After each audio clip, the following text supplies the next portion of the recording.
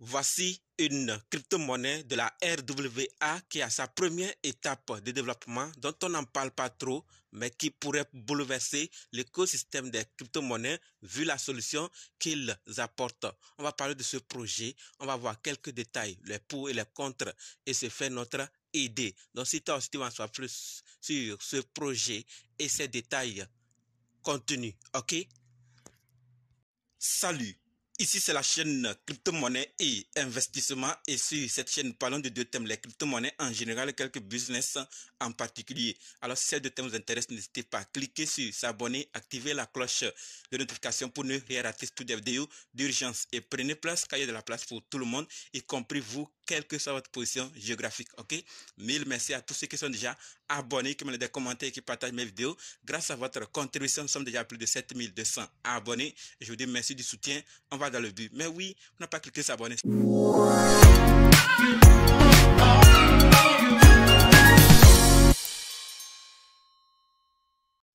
Il s'agit de Florence Finance. Avez-vous déjà entendu parler de ce projet? Si oui, c'est bien. Sinon, ne vous inquiétez pas quand on va en parler tout de suite. Florence Finance est une crypto-monnaie de nom Florence Finance de symbole FFM avec un prix comme nous sommes en train de le voir, mais tout dépend de l'heure à laquelle vous allez voir cette vidéo. Donc 0,05911 $. Donc 1 0 après la virgule. Disponible sur deux réseaux pour le moment, Arbitrum et Base, avec un volume en 24 heures de 118 151 $ et un market cap de 4 917 841 $. Je précise encore, ça dépend de l'heure que vous allez voir cette vidéo. D'accord, le total supply c'est 1 milliard de FFM disponible sur deux marchés pour le moment. D'accord, on a Uniswap et Camelot. Donc si vous cherchez ce projet, sachez que c'est là-bas que vous pourrez en trouver et vous procurer. D'accord, c'est un projet qui est bien disposé. Il y a tous les détails que vous pourrez découvrir si vous voulez en savoir davantage. Je ne vais pas en parler de tout, je vais parler de quelques. Et ensuite, vous allez rechercher vous-même. D'accord? Maintenant, parlons de la tokenomique. Et par rapport à la tokenomique, sachant que Florence Finance a une tokenomique bien disposée. On sait quelle quantité va à qui. D'accord? Et comment ça doit être fait. Prenons Trésor. Trésor prend 15% de l'offre totale. D'accord, donc 15% de l'offre totale part pour le Trésor. Et ces jetons sont émis dans le but de financer davantage le projet après la vente initiale aux investisseurs. D'accord, et la communauté en deuxième partie qui va prendre 50% de l'offre totale. Et ces jetons sont destinés à encourager la liquidité et l'adoption du protocole et seront distribués à la communauté au fil du temps. D'accord, au fur et à mesure qu'on évolue, ça serait distribué à la communauté. Donc 50% à la communauté. Ok. L'équipe principale prend 10% de l'offre totale. Celles-ci seront réservées aux membres de l'équipe principale et verrouillées pendant 18 mois après la création. D'accord, donc ça c'est la quantité destinée à l'équipe principale. Et la quatrième partie serait destinée aux investisseurs. D'accord, donc investisseurs d'amorçage, 25%. Ceux-ci sont alloués à nos investisseurs d'amorçage qui ont joué un rôle essentiel dans le lancement du projet et qui jouent toujours un rôle dans la croissance du projet. Donc, nous voyons clairement, comme vous êtes en train de voir en image, tout est bien classé. Donc, en 4 parties, et trésor, communauté, investisseurs et l'équipe principale. Maintenant que nous avons vu quelques détails sur la tokenomique, allons voir la feuille de route. Et par rapport à la feuille de route, c'est elle que vous êtes en train de voir avec un chemin bien tracé, étape par étape, ils suivent les choses. Donc, ils ont parlé ce qu'ils ont déjà fait. On a tour de table de 3 millions de $. Lancement de MVP. Premier prêt de 1 million de $. Souscrit Florence V2, Volt, migration Arbitrum et incitation donc d'achat et lancement du jeton FFM. Tous ces détails, vous pouvez les trouver sur leur site, d'accord? Cette feuille de route et tous ces détails. Et ce qui va venir à l'avenir, même d'autres sont déjà lancés, cotation sur les échangeurs centralisés et Florence V3. On va en parler jusqu'à la fin. Vous allez clairement voir que ça aussi, c'est déjà disponible ou qu'ils sont en cours de route. Et la gouvernance.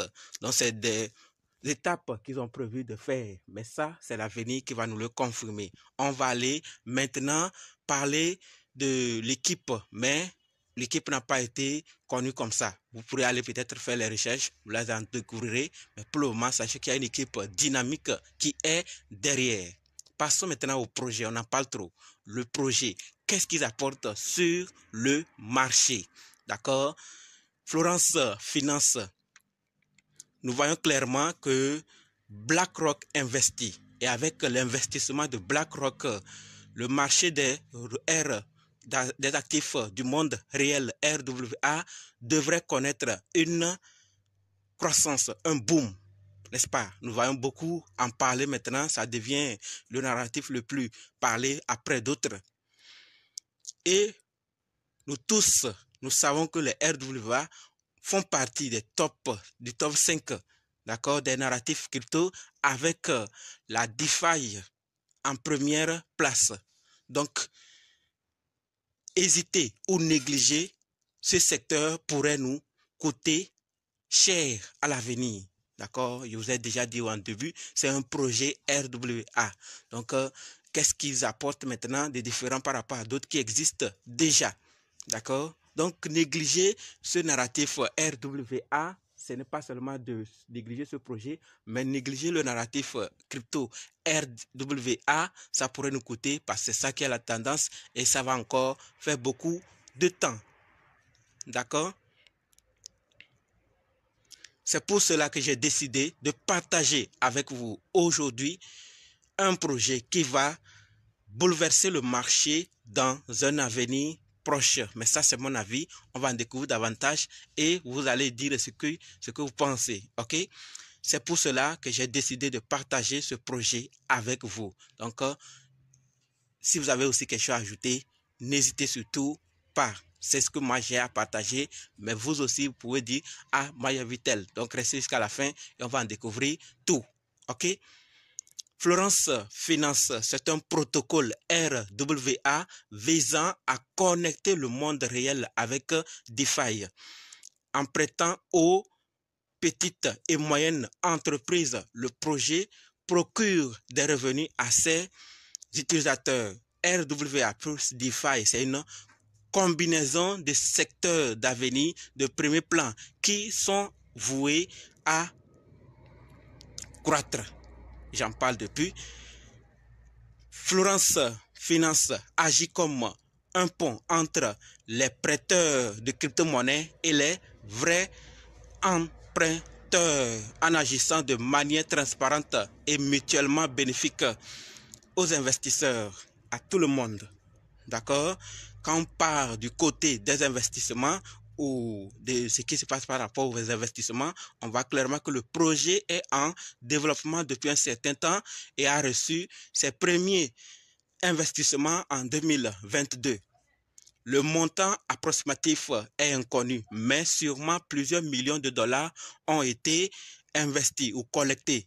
D'accord? Parmi ces investisseurs, on a un fonds notable qui est Big Brain VC, comme vous êtes en train de voir les investisseurs. Et nous avons aussi récemment le projet s'est associé à Angle Protocol. C'est ce qui pourrait aussi attirer de nouveaux capitaux dans l'écosystème florentin et donnera un élan significatif plutôt au projet. Florence V3 est conçue, comme je vous avais en parlé, on parle ici maintenant dans la feuille de route de Florence V3. C'est conçu pour augmenter le niveau de rentabilité de RWA sur Arbitrum. Donc, je l'avais dit, sur deux réseaux. Donc, Arbitrum et base. Donc, on nous dit que VA est là pour augmenter la rentabilité. Également, grâce à ce partenariat, Finance Florence Finance a créé un nouveau mécanisme qui introduit le yield staking, ce qui nous permet désormais d'utiliser notre propre rendement S7 parallèlement au rendement de l'écosystème de Florence, et cela pourrait augmenter considérablement la TVL du projet. Donc tout va bien avec ce projet. Ils sont en train de mettre des choses, et quand tout avance comme ça, il faut aussi jeter un coup d'œil et voir qu'est-ce qui pourrait se passer. Mais restez jusqu'à la fin, on va en découvrir tout. Par rapport à la sécurité, sachant que Florence Finance est entièrement axé sur la sécurité, et leur contrat intelligent a fait l'objet de plusieurs audits, et les audits eux-mêmes ont montré la totale sécurité du contrat. De plus, vos fonds ne sont pas stockés sur la plateforme, mais sont dirigés vers de véritables entreprises. Donc, ne vous inquiétez pas de votre argent que vous allez emprunter ou bien de ce que vous allez. Donc, allez voir plus de détails comment vous allez faire pour emprunter les gens, et en tant qu'investisseur, ou qu'on vous emprunte, d'accord, on vous donne l'argent. Allez voir tous ces détails. Mais ne vous inquiétez pas, l'argent ne reste pas avec eux. Est-ce qu'ils sont réglementés? Ils le feront sûrement parce qu'ils sont dans des secteurs financiers. Par rapport à la vision de l'équipe, où est-ce que l'équipe nous amène? Sachons-le clairement que Florence n'est qu'à la première étape de son développement, et l'équipe du projet prévoit d'étendre sa plateforme dans diverses directions. Et cette tendance RWA elle-même propulsera clairement le token FFM, vu ce qui se passe.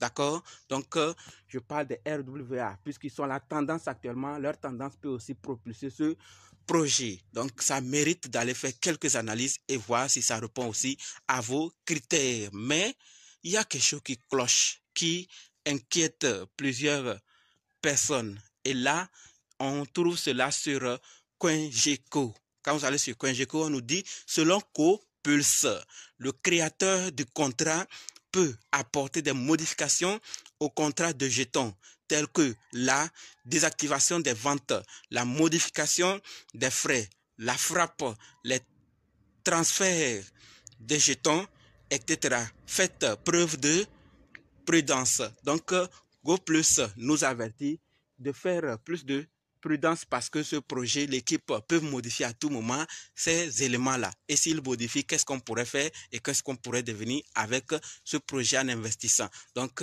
voilà quelques détails inquiétants que nous devons prendre en compte, et peut-être on va les exiger qu'ils corrigent ça. S'ils corrigent, on pourra peut-être investir. Dans le cas contraire, on fait ce qu'on veut. Mais ce n'est pas le but. Le but, c'est de partager pour qu'on puisse voir l'existence de ce projet et faire aussi un tour et prendre compte de ces informations que GoPlus nous donne, parce que on peut le faire, investir bien, mais après, ça ne marche pas. On va dire que non, le projet, alors que tout était déjà averti. Si vous voyez qu'avec le temps, il n'améliore pas, CoinGecko affiche toujours ce message, alors il vaut mieux attendre d'abord. Mais c'est mon avis. Je ne sais pas ce que vous pensez, mais c'est tout ce que je voulais partager avec vous. Allez découvrir d'autres détails sur leur site, d'accord? Vos avis sont les bienvenus, et j'attends vivement dans les commentaires pour les voir. On se donne maintenant rendez-vous dans d'autres vidéos, et merci d'avoir suivi jusqu'ici.